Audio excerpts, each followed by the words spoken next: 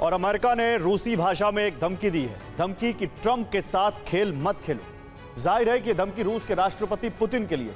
दूसरी ओर पुतिन के विरोध की नई रणनीति बनाने के लिए पेरिस में कॉलिशन ऑफ विलिंग की बैठक हो रही है। लेकिन रूस ने इन दोनों धमकियों का जवाब बारूद से दिया। खार्किव को एक बार फिर दहला दिया गया। रूसी ड्रोन और मिसाइलों ने नीप्रो में अमेरिका की सबसे बड़ी एडिबल ऑयल कंपनी का गोदाम उड़ा दिया। 300 टन से ज्यादा सनफ्लावर ऑयल सड़कों से होकर नीप्रो नदी में बह गया।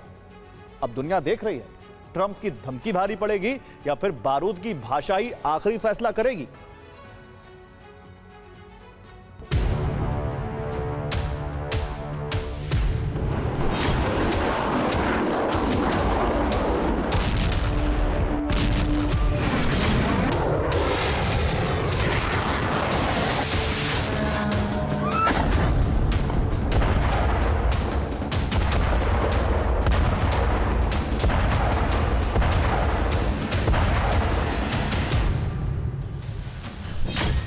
Don't play games with president Trump, यानी राष्ट्रपति ट्रंप के साथ खेल मत खेलो।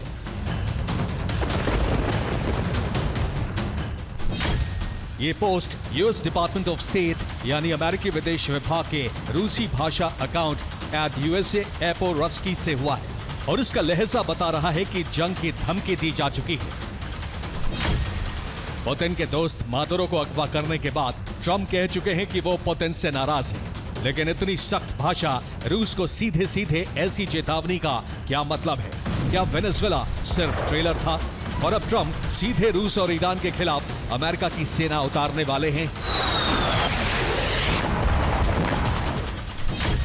क्या ट्रंप ने रूस पर अपना रुख बदल लिया है या फिर यह दबाव बनाने की एक और आक्रामक रणनीति है?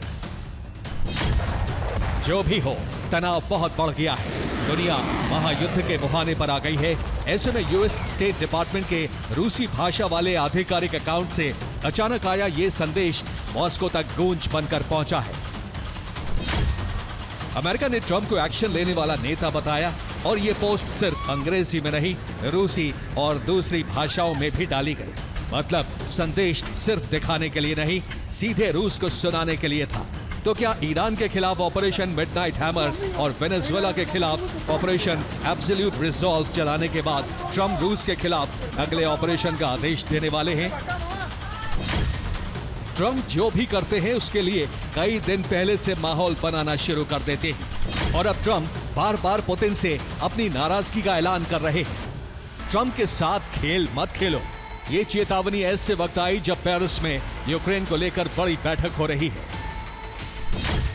6 जनवरी 2026 फ्रांस की राजधानी पेरिस के एलिजे पैलेस में मैक्रो ने कोलिशन ऑफ विलिंग की मीटिंग बुलाई है। यहां अमेरिका और उसके सहयोगी रूस पर दबाव की अगली चाल तय कर रहे हैं।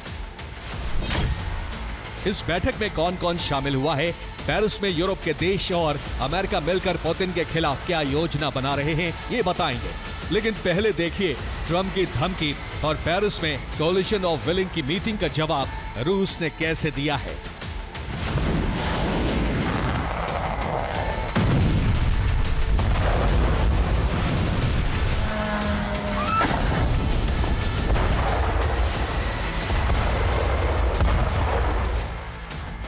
मॉस्को ने इस मीटिंग के खत्म होने का इंतजार नहीं किया।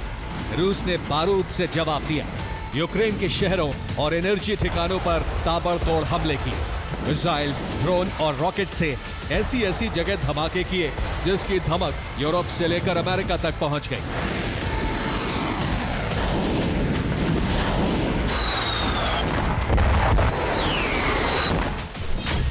खार्किव पर रूस के 5 मिसाइल हमले हुए।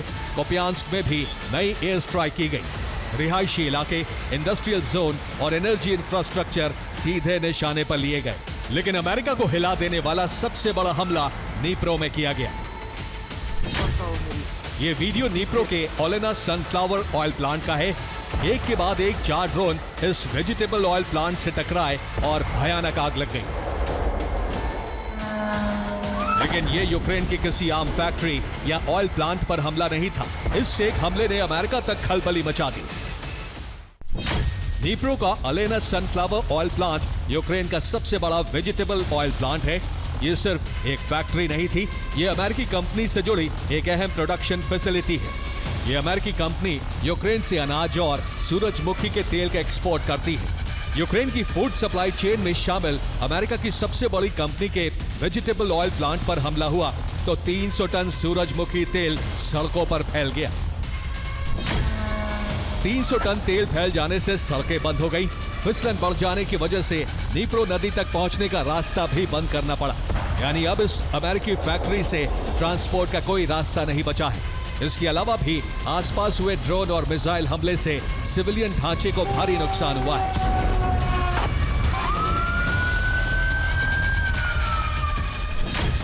यूक्रेनी विदेश मंत्री आंद्री सिबिगा ने साफ कहा है कि यह हमला जानबूझकर किया गया है और अब रूस पूरी योजना बनाकर यूक्रेन में अमेरिकी बिजनेस को टारगेट कर रहा है। यानी नीप्रो से रूस ने अमेरिका को संदेश दे दिया है, जंग का असर अब सीधे ग्लोबल फूड और एनर्जी मार्केट तक होगा और जंग का बारूद अब अमेरिकी कंपनियों को भी जलाएगा। लेकिन हमला सिर्फ यही नहीं हुआ।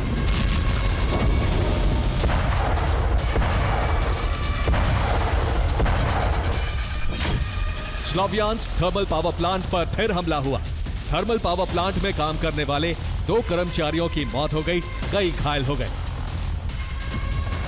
मकसद साफ है, सर्दियों में यूक्रेन के शहरों को अंधेरे और ठंड में झोंक दो, उनका खाना पानी तबाह कर दो, अमेरिकी कंपनियों को ज्यादा से ज्यादा नुकसान पहुंचा ताकि युद्ध की तपिश ट्रंप भी महसूस कर सके।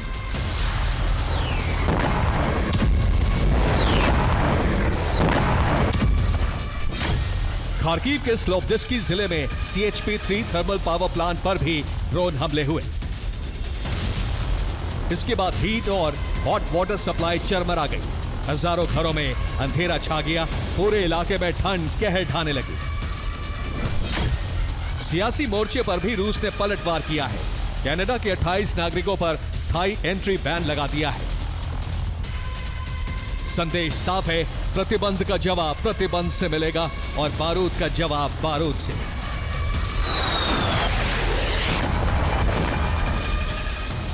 पुतिन की इस बदली रणनीति का जवाब देने के लिए ही पेरिस में कोलिशन ऑफ विलिंग की मीटिंग हो रही है।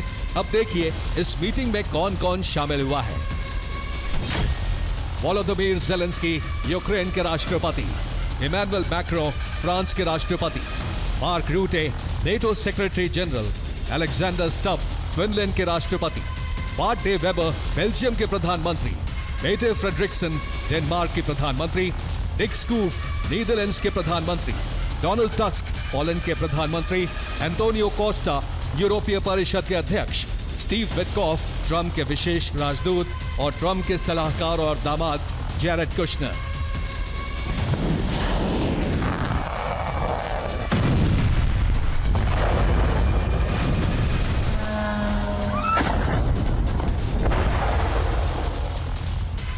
ये बैठक शांति के लिए नहीं, रूस को जवाब देने के लिए बुलाई गई है। यानी अभी और बारूद फटना तय है। और रूसी भाषा में don't play games with president Trump वाले पोस्ट ने इस बारूद में आग लगा दी है। Bureau report, TV9 Bharat.